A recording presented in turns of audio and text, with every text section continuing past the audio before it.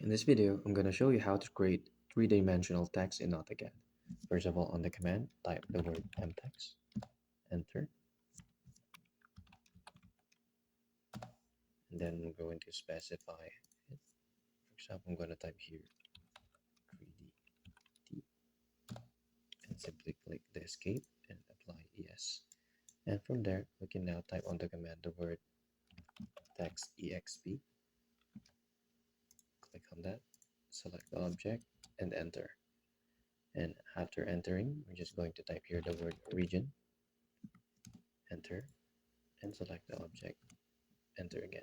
And from there now, we're just going to change here, as you can see, this, and choose the 3D modeling. And from there, we're just going to click here or type on the command of the word union, enter, and we're just going to select this again and press enter.